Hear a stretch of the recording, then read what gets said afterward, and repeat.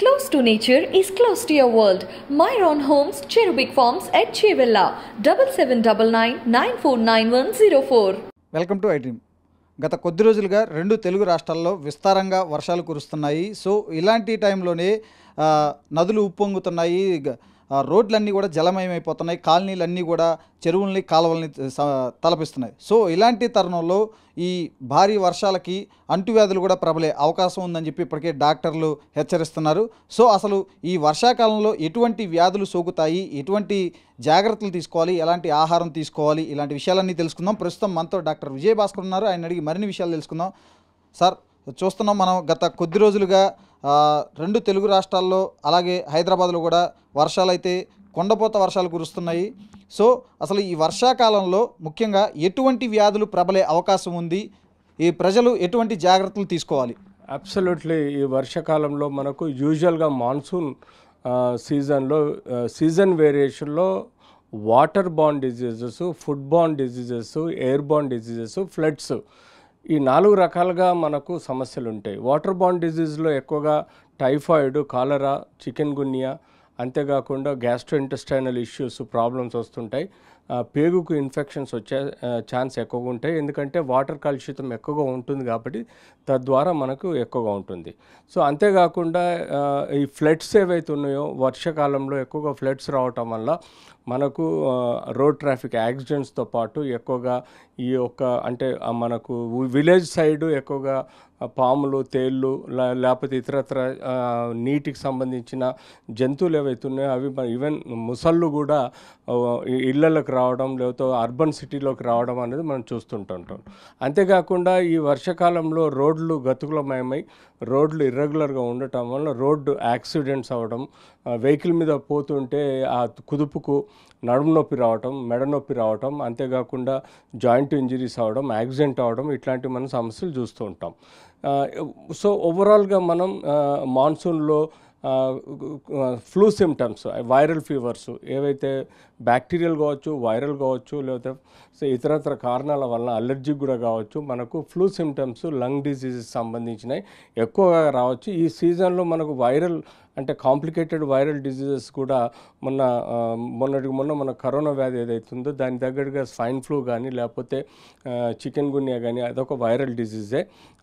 అంతమించి మనకు ఫ్లూ సిమ్టమ్స్తో కూడిన న్యూమోనియా రావచ్చు, మనకు లంగ్ డిజీజెస్ కొలాప్స్ అవ్వచ్చు. ఇట్లాంటి ఇష్యూస్ రావటం వల్ల ఎక్కువ మంది సెకండరీ బ్యాక్టీరియల్ ఇన్ఫెక్షన్కు కూడా లోన్ అయిపోయి పిల్లలు కానీ పెద్దవాళ్ళు కానీ lung infection, upper respiratory lung infection, lower respiratory lung infection రావటం వల్ల బ్యాక్టీరియల్ సెన్సిటైజ్ అయిన తర్వాత యూజువల్గా వెంటిలేటర్ వరకు పోయి చనిపోయే ఆస్కారం కూడా ఉంటుంది. సో ఇలా మనం చెప్పుకుంటూ పోతే ఇన్ని రకాల వ్యాధులు, ఇంజురీసు, ఇలాంటి సమస్యలు మనకు వర్షాకాలంలో ఎక్కువగా తెలుస్తూ ఉంటాయి. సార్, అయితే ముఖ్యంగా ఈ ఫ్లూ అని చెప్తున్నారు, టైఫాయిడ్, కలరా ఇట్లాంటివి కూడా వస్తాయని చెప్తున్నారు. సో వాటి బారిన పడకుండా ఉండాలి అంటే ఎటువంటి జాగ్రత్తలు తీసుకోవాలి? అబ్సల్యూట్లీ మంచి క్వశ్చన్ అండి. మనం తీసుకోవాల్సింది వాటర్ బార్న్ డిసీజెస్, వాటర్ని వేడి చేసి వడగార్చి తాగడము, లేదంటే ఆర్ఓ ప్లాంట్ పెట్టుకొని ఫిల్టర్ చేసి తాగడము, లేదంటే సేఫ్ వాటర్నైనా కొనుక్కొని తీసుకోవాలి ఈ గత మాన్సూన్ ఉన్నంత వరకు. ఎందుకంటే ట్యాప్ వాటర్లో మనకు ఈ యొక్క ఫ్లడ్స్ వలన కానీ వాటర్ పాండ్స్ వాటర్లలో మనకు ఇన్ఫెక్షన్, ఆల్గే, ఫంగై, ఇతరత్ర మనకు క్రీములు ఈ వర్షాకాలంలో ట్యాప్లలోకి రావడం వల్ల ఆ వాటర్ డైరెక్ట్ కన్జ్యూమ్ చేసినా, లేకపోతే బావి నీరు కానీ లేకపోతే చెరువు నీరు తాగినా కూడా కలుషితం అవటం వల్ల మనకు ఎన్నో రకాల గ్యాస్ట్రోఇంటెస్టైనల్ సమస్యలు కానీ, ఫీవర్స్, వైరల్ ఫీవర్స్ కానీ లేకపోతే జనరలైజ్డ్ ఫీవర్స్ కానీ వచ్చే ఆస్కారం ఉంటుంది. కాబట్టి వాటర్ని బాగా మనం వేడి చేసి ఆ తర్వాత వడకార్చి తాగితే అది చాలా బెస్ట్ ఆఫ్ ద బెస్ట్. అలా మనం వాటర్ సెక్యూరిటీ తీసుకోవాలి. వండిన వంటకాలని కూడా హాట్గా ఉన్నప్పుడే దాన్ని తీసుకోవాల్సిన అవసరం ఉంటుంది. దాన్ని స్టోర్ చేసి లేట్గా తీసుకోవటం వల్ల కూడా కొంత బ్యాక్టీరియల్ ఇన్ఫెక్షన్ కానీ ఫంగల్ ఇన్ఫెక్షన్స్ వచ్చి మనకు ఉంటాయి. అంతేకాకుండా బయట ఎక్కడైతే జంక్ ఫుడ్ తింటామో అక్కడక్కడ మనకు ఫంగస్ ఫామ్ అయ్యే ఎక్కువ ఆస్కారం ఉంటుంది, బ్రెడ్లలో వాటిలలో కానీ. అది చూసుకుంటూ మనం కన్జ్యూమ్ చేయాలి. సో ఇలా మనం ఫుడ్కి సంబంధించిన కేర్ తీసుకుంటే ఈ వాటర్ కానీ ఫుడ్కి సంబంధించిన కేర్ తీసుకుంటే మనకు అలాంటి వ్యాధులు వచ్చే ఆస్కారం ఉండదు. సార్ అయితే ఈ వర్షాలకి అంటే ఈ వర్షంతో పాటు చల్లదనం కూడా ఉంటుంది కాబట్టి చాలామంది కూడా కొంచెం ఈ స్పైసీ ఫుడ్ చైనీస్ ఫుడ్ వైపు వెళ్తున్నారు. అంటే బజ్జీలు, బోండాలు, ఫ్రైడ్ రైస్లు ఇలాంటి వాటికి కూడా ఎక్కువ తీసుకోవడానికి ఇష్టపడుతున్నారు. సో వాళ్ళు అంటే ఎటువంటి జాగ్రత్తలు తీసుకోవాలి ఒకవేళ ఆ ఫుడ్ తిన్నా కానీ? అబ్సల్యూట్లీ. ఈ కాలంలో మనము యూజువల్గా టీ తాగడము, వేడి టీ తాగడం, వేడిగా బజ్జీలు తీసుకోవడము, జంక్ ఫుడ్ అంటే మనకు కేఎఫ్సీలో కానీ ఇందులో ఏవైతే ఫ్రైడ్ ఫుడ్స్ ఉంటాయో అవి తీసుకోవడం జరుగుతుంది. సో ఇలాంటి వాటిలలో వాడే ఆయిల్ కానీ, వాడే గోధుమ పిండి కానీ, వాడే కంటెంట్స్ ఏవైతే ఉంటాయో అవి శుభ్రంగా లేకపోయినా, లేకపోతే అశుభ్ర పరిస్థితుల్లో కానీ, ఆయిల్ క్వాలిటీ బాగా లేకున్నా, లేకపోతే ఇతరత్ర ఎలిమెంట్స్, మెటల్ ఎలిమెంట్స్ ఎక్కువగా ఆ పదార్థాల్లో ఉండటం వలన మీరు వాటిని కన్జ్యూమ్ చేయటం వలన వచ్చే అనర్థాలు ఎక్కువగా ఉంటాయి. ఎందుకంటే లెడ్, మెటల్స్ ఏవైతే ఇలాంటి వేడి వస్తువులలో తినటం వలన అవి మన బాడీలో కిడ్నీలో ఫిల్టర్ అవ్వడానికి ఇబ్బందులు లోనవుతాం. అంతేకాకుండా మనకు ఈ హిపాటిక్ ప్రాబ్లమ్స్ అంటే లివర్ ప్రాబ్లమ్స్ కూడా వచ్చే ఆస్కారం ఉంటుంది. అంతేకాకుండా గ్యాస్ట్రైటిస్ వచ్చే ఆస్కారం ఉంటుంది. సో ఆయిల్ వలన మనకు కొన్ని గ్యాస్ట్రైటిస్ ప్రాబ్లమ్స్ రావచ్చు, లేకపోతే మినరల్స్ ప్రాబ్లమ్స్ రావచ్చు. సో ఆయిల్ ఫుడ్స్ కూడా అవాయిడ్ చేయాలి. అన్సాచురేటెడ్ ఫ్యాటీ యాసిడ్స్ పేరుకుపోయి ఒబేసిటీ వచ్చే ఆస్కారం ఉంటుంది. అంతేకాకుండా గుండె, ఊపిరితిత్తులు, మెదడులలో రక్తనాళాలు బ్లాక్ అయిపోయి స్ట్రోక్స్ వచ్చే ఆస్కారం ఉంటుంది. ఇలాంటి జాగ్రత్తలు తీసుకోవాలి. కొన్ని స్కిన్ డిజీజ్ కూడా మాన్సూన్లో వచ్చే ఆస్కారం ఉంటుంది వీటి వలన. సో ఇలాంటి స్కిన్ డిజీజ్, గ్యాస్ట్రోఎంట్రైటిస్ లాంటి సమస్యలు రాకుండా మనం జాగ్రత్తగా తీసుకోవాల్సిన అవసరం ఉంటుంది. సార్ ప్రస్తుతం చూసుకుంటే వర్షాలు విపరీతంగా కురుస్తున్నాయి. ఇలాంటి టైంలో బయటికి వెళ్ళి గ్రౌండ్కి వెళ్ళి ఫిట్నెస్ చేయడం సాధ్యం కాదు. అంటే చాలామందికి ఫిట్నెస్ చేసే అలవాటు ఉంది ఈ రోజుల్లో, అంటే హెల్త్ మీద కాన్షియస్తో. సో ఈ టైంలో ఇప్పుడు అటు ఫుడ్, ఇటు ఫిట్నెస్ రెండు ఎలా బ్యాలెన్స్ చేసుకోవాలంటారు మరి? అబ్సల్యూట్లీ రైట్ అండి. మనం ఎనర్జీ ఎంతైతే కన్జ్యూమ్ చేస్తున్నామో, ఎంత మనం ఫ్యాట్, ప్రోటీన్, కార్బోహైడ్రేట్ తీసుకున్నామో అంత ఎనర్జీ మనం ఖర్చు చేయగలిగితే మన బాడీ బ్యాలెన్స్గా ఉంటుంది. సో మీరు డైలీ తీసుకునే క్యాలరీస్ మీరు క్యాలిక్యులేట్ చేసి దానికి తగ్గట్టుగా మీరు వ్యాయామం అంటే ఇండోర్ అరోబిక్ ఎక్సర్సైజెస్ కానీ, లేకపోతే ఫ్లోర్ ట్రెడ్మిల్ కానీ, లేకపోతే ఇంట్లోనే ఇంకా మీకు కావాల్సిన గేమ్స్ ఉంటాయి, ఇండోర్ గేమ్స్ ఉంటాయి, ఆ గేమ్స్ చేయడం కానీ చేయాలి. లేదంటే వర్షం తగ్గిన తర్వాత ఈవెన్ పాసిబిలిటీ ఉంది కాలనీలో నడవగలిగితే వాకింగ్ పోండి. ఈవెన్ ఇండోర్ జిమ్స్ కూడా ఉంటాయి. ఇండోర్ జిమ్స్లలో కూడా మీరు వెళ్ళి చేయగలిగితే చేయండి. ఏదేమైనా మీరు తీసుకునే కన్జంప్షన్ ఈక్వల్గా ఖర్చు పెడితే మీకు బాడీ బ్యాలెన్స్గా ఉంటుంది. లేకపోతే తీసుకునే కన్జంప్షన్ తక్కువ చేసేసి బ్యాలెన్స్ డైట్ మెయింటైన్ చేసుకుంటూ మీరు బాడీ ఫిట్నెస్ చూసుకోండి. సో అరోబిక్ ఎక్సర్సైజెస్, ట్రెడ్మిల్ మీకు కావాల్సినంత హెల్ప్ చేస్తాయి. స్కిప్పింగ్ ఇంట్లో చేయొచ్చు, లేకపోతే ఇండోర్ స్పోర్ట్స్ ఆడుకోవచ్చు. అలా చేయటం వల్ల కూడా మీ బాడీ ఫిట్నెస్ని మెయింటైన్ చేయొచ్చు. సార్ ముఖ్యంగా ఈ వర్షాలకి చిన్నపిల్లలకి అలాగే ఏజ్డ్ వాళ్ళకి ఎటువంటి వ్యాధులు సోకే అవకాశం ఉంది? వారు ఎలాంటి జాగ్రత్తలు తీసుకోవాలి?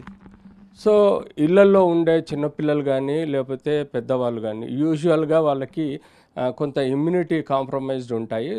అలాంటి పిల్లలకి యూజువల్గా ఏదైనా ఇంట్లో ఇండోర్గా ఉండటం వలన, చలి వలన కానీ, లేకపోతే కొంత మనకు వింటర్ మాన్సూన్ ఎఫెక్ట్ ఎలా అయితే ఫ్లూ సిమ్టమ్స్ వస్తాయో అలాగే పెద్దవాళ్ళకు, చిన్నపిల్లలకి ఫ్లూ సిమ్టమ్స్ వచ్చే ఆస్కారం ఉంటుంది. ఎప్పుడైతే వాళ్ళకు సింపుల్గా అలర్జిక్ రైనైటిస్ అంటే ముక్కు దిబ్బడం రావడం, ముక్కు గారడం లాంటితో స్టార్ట్ అయినవి బ్యాక్టీరియల్ ఇన్ఫెక్షన్ రావటం వల్ల కానీ, వైరల్ ఇన్ఫెక్షన్స్ రావటం వల్ల కానీ పిల్లల్లో, వృద్ధులకు అది బ్యాక్టీరియల్ న్యూమోనైటిస్ కానీ, లేకపోతే బ్యాక్టీరియల్ కంజెస్టివ్ లంగ్ డిసీజ్ కానీ డెవలప్ అయ్యే ఆస్కారం ఉంటుంది. సో పిల్లలు, పెద్దవాళ్ళనైనా ముందు వాళ్ళకు బీపీ, షుగర్లు అంటే పెద్దవాళ్ళకు బీపీ, షుగర్లు కానీ, క్యాన్సర్ కానీ, ఇతరత్ర అవయవాల డిజీజ్ ఉంటే వాళ్ళు చాలా కేర్ఫుల్గా ఉండాలి. వాళ్ళు కేర్ అంటే ఇట్లాంటి లోనవ్వకుండా కాపాడుకుంటూ కొంత వేడి నీళ్ళతో ఆవిరి పట్టడం, అంటే డ్రైగా ఉండడం ప్రయత్నం చేయాలి. డాక్టర్ని కన్సల్ట్ చేసుకుంటూ రెగ్యులర్గా ఆవిరి పట్టడం, కావాల్సిన యాంటీబయాటిక్ కానీ, లేకపోతే యాంటీ అలర్జిక్స్ కానీ, లేకపోతే యాంటీటసివ్స్ అంటే ఈ కాఫ్, ఈ కోల్డ్కి సంబంధించిన మెడిసిన్స్, యాంటీ అలర్జిక్స్ లాంటివి మెడిసిన్స్ వాడుకుంటూ ఇంటి పట్టున ఉంటూ బయటికి పోకుండా ఈ యొక్క వెదర్ ప్రాబ్లమ్స్ ద్వారా, వెదర్ వలన వచ్చే వైరల్ డిజీజెస్ దారి చేరకుండా ఉండాలి. పిల్లల్ని మాత్రం తప్పకుండా డ్రై ప్లేస్లో ఉంచాలి. ఎక్కువగా బ్లాంకెట్స్ కప్పి వాళ్ళ కోల్డ్ ఎఫెక్ట్ కాకుండా చూసుకోవాలి. అలాగే వాళ్ళని పెడియాట్రిక్ డాక్టర్ చూపించి యాంటీ అలర్జిక్స్, యాంటీటాసివ్స్, అలాగే అవసరం ఉంటే యాంటీబయాటిక్ కూడా వాడితే న్యూమోనియా రాకుండా వాళ్ళని కాపాడుకోవాలి. వాళ్ళు తీసుకునే ఇండోర్ ఫుడ్ జాగ్రత్తగా వేడిగా ఉండే విధంగా సర్వ్ చేయాలి. పాలు కానీ, లిక్విడ్ డైట్ కానీ, లేకపోతే అన్నం కానీ ఏదైనా కూడా హాట్గా సర్వ్ చేసి వాళ్ళకి ఎలాంటి గ్యాస్ట్రోఎంటరైటిస్ రాకుండా వాటర్ని కూడా సేఫ్ వాటర్, డ్రింకింగ్ వాటర్ ఇస్తే బెటర్. సార్, ఇక ముఖ్యంగా చూసుకుంటే వర్షాలు అయితే విపరీతంగా కురుస్తున్నాయి గత కొద్ది రోజులుగా. అయితే రూరల్ ఏరియాస్లోనే కాదు, సిటీస్లో కూడా పాములు ఇళ్లలోకి వస్తున్నాయి, కాలనీల్లోకి వస్తున్నాయి. సో ఇట్లాంటప్పుడు తెలియకుండానే పాము కాటేసి వెళ్ళిపోద్ది. అట్లాంటప్పుడు అసలు ఎటువంటి జాగ్రత్తలు తీసుకోవాలంటే, ప్రాథమిక చికిత్సగా ఏ విధంగా చేయాలంటే, డాక్టర్ దగ్గరికి తీసుకెళ్ళే కంటే ముందు కూడా యూజువల్గా వాటర్ ఎక్కువగా ఫ్లడ్డింగ్ అయినప్పుడు పొదల్లో ఉండే కానీ లేకపోతే పొలాల్లో ఉండే వాటర్ ఫ్లడ్డింగ్ అయినప్పుడు ఇళ్లలోకి ఆ వాటర్ ద్వారా మనకు కొన్ని వాటర్ యానిమల్స్, అంటే ఇందులో ముఖ్యంగా పాములు కానీ, తేళ్ళు కానీ, ఇతరత్ర చిన్న చిన్నవి ఉంటాయి. ఈవెన్ ముసళ్ళు కానీ ఇండ్లలోకి రావచ్చు. సో ముఖ్యంగా ముసళ్ళు కానీ అవన్నీ పెద్ద మనకు ప్రమాదం ఉన్నప్పుడు కొంత కేర్ తీసుకుంటాం. కానీ స్నేక్స్ కానీ, తేళ్ళు కానీ వీటి కాటు మనకు తెలిసి రాదు, లేట్గా తెలుస్తుంది. ఎప్పుడైతే మనకు తెలుస్తుందో ఇమ్మీడియట్లీ పక్కనున్న అటెండర్స్ కానీ ఎవరైనా ఎక్కడైతే కాటు వేసిందో దానికి పై భాగంలో గట్టిగా ఏదైనా గుడ్డ కానీ లేకపోతే తాడు కానీ తీసి రక్త ప్రసారం పైకి పోకుండా గట్టిగా కట్టేసి, ఆ తర్వాత ఎక్కడైతే కాటు ఉందో దాన్ని శుభ్రంగా కడిగేసి ఇమ్మీడియట్లీ అది ఏ టైప్ ఆఫ్ స్నాక్ గుర్తించకపోయినా డాక్టర్ దగ్గరికి ఇమ్మీడియట్లీ తీసుకుపోవటం వల్ల డాక్టర్ కనీసం నరాల టెస్టు, అంతే కార్డియాక్ టెస్ట్ చేస్తారు. తద్వారా అది కార్డియోటాక్సికా లేకపోతే న్యూరోటాక్సికా అన్నది కొంత అవగాహన వస్తుంది. ఆ అవగాహన వచ్చిన తర్వాత దానికి యాంటీడోట్ ఇప్పించుకోవాల్సిన అవసరం ఉంది. ఎలాంటి ఊరు పసర్లు కానీ లేకపోతే ఊరు పద్ధతులు కానీ, తాయత్తులు కానీ కట్టి నెగ్లెక్ట్ చేయకూడదు. అలాంటి స్నేక్ వెనం చాలా మోస్ట్ డేంజర్ ఉంటుంది. సో ఇమ్మీడియట్లీ కాంప్లికేషన్స్ వచ్చే ఉంటాయి కాబట్టి యాంటీ స్నేక్ వేనం మనం అక్కడ ఇవ్వాల్సిన అవసరం ఉంటుంది. తద్వారా మనం బేసిక్ కేర్ తీసుకొని ఆ తర్వాత ఆ కాలు ఎక్కడైతే మనకు కాటు పడ్డదో అక్కడ సెల్యులైటిస్ డెవలప్ అయ్యే ఆస్కారం ఉంటుంది. సర్జన్ ద్వారా ఆ సెల్యులైటిన్ని శుభ్రంగా సర్జరీ ద్వారా క్లీన్ చేసేసి దానికి తగినట్టు యాంటీబయాటిక్ కేర్ తీసుకుంటూ స్నేక్ వెనంకి యాంటీడోట్ ఇచ్చి కాపాడుకోవాల్సిన అవసరం ఉంది. సార్, అలాగే మనం ఈ మధ్యకాలంలో చూస్తున్నాము, కుక్కలు కూడా చిన్నపిల్లల్ని కరవటం, పెద్దోళ్ళు కూడా కరుస్తూ ఇట్లాంటివి జరుగుతున్నాయి. ఈ వానాకాలంలో కూడా అట్లాంటి సంఘటనలు చూసాము. రీసెంట్గా యూపీలో కూడా 40 మంది చిన్నపిల్లల్ని కూడా కరిచిన పరిస్థితి అయితే ఉంది. సో ఒకవేళ కుక్కలు కరిస్తే ఎటువంటి జాగ్రత్తలు తీసుకోవాలి, ఏ విధంగా ఫస్ట్ ఎయిడ్ చేసుకోవాలంటారు? ఇందులో 2 రకాల కుక్కలు, డాగ్స్ మనకు సొసైటీలో కనబడతాయండి. ఒకటి స్ట్రీట్ డాగ్స్ అంటాము, రెండోదేమో ఇళ్లలో పెంచే డాగ్స్ అంటాము. ఇళ్లలో పెంచే డాగ్స్కి వాళ్ళు రెగ్యులర్గా వ్యాక్సినేషన్ చేస్తారు కాబట్టి ఎలాంటి మనకు ప్రమాదం ఉండదు. కానీ ఎవరైతే స్ట్రీట్ డాగ్ వలన ఎవరికైనా బైట్స్ అయితే ఆ బైట్స్ వలన మనకు మల్టిపుల్ ఇన్ఫెక్షన్స్ అంటే రేబీస్ డిజీజ్ అని అంటే మనకు వచ్చే ఛాన్స్ ఉంటుంది. సో అప్పుడు మనం ఈ యొక్క డాగ్ బైట్ని శుభ్రంగా కడిగేసి దానికి లోకల్ యాంటీసెప్టిక్స్ అప్లై చేసి ఈవెన్ డాగ్ను అలాగే కాటేసిన వ్యక్తిని కూడా అబ్జర్వ్ చేయాల్సి వస్తుంది. డాగు పిచ్చిగా మారటం కానీ లేకపోతే వ్యక్తి కూడా పిచ్చిగా మారడం, లేకపోతే హైడ్రోఫోబియా, లైట్ ఫోబియా డెవలప్ అవ్వడం, వాటర్ని చూస్తే భయపడడం, లైట్కు భయపడడం లాంటివి కొన్ని లక్షణాలు ఏర్పడ్డప్పుడు వీటిని పరిగణలోకి తీసుకొని అతని వ్యక్తిలో యాంటీజెన్ ప్రాపర్టీస్ పెరిగిపోతున్నాయి, దానికి తగు యాంటీబాడీస్ మన బాడీలో డెవలప్ అయ్యే ఆస్కారం లేదు కాబట్టి ఇమీడియట్లీ యాంటీ రేబీస్ వ్యాక్సిన్ అనేది మనకు అవైలబుల్ ఉంది సొసైటీలో, ఈవెన్ ప్రతి గవర్నమెంట్ హాస్పిటల్లో. ఆ యాంటీ రేబీస్ వ్యాక్సిన్ తీసుకోవటం వల్ల మనం ఇమ్మీడియట్లీ ఇలాంటి యాంటీబాడీస్ ప్రొడ్యూస్ చేసి యాంటీజెన్ని నాశనం చేసొచ్చు. ఆ కుక్క కాటుతో మనం కాపాడుకోవచ్చు. Thank you sir. ఇది డాక్టర్ విజయభాస్కర్ చెప్తున్నదైతే వర్షాకాలంలో ఖచ్చితంగా తగు జాగ్రత్తలు పాటిస్తే కనుక ఎటువంటి వ్యాధులు బారిన పడకుండా ఇంటి పట్టున ఉండటంతో పాటు కరెక్ట్గా అంటే సరైన ఆహారం తీసుకోవడం వల్ల వ్యాధులకు గురి కాకుండా ఉండొచ్చు అని చెప్పి కూడా డాక్టర్ విజయభాస్కర్ చెప్తున్నారు.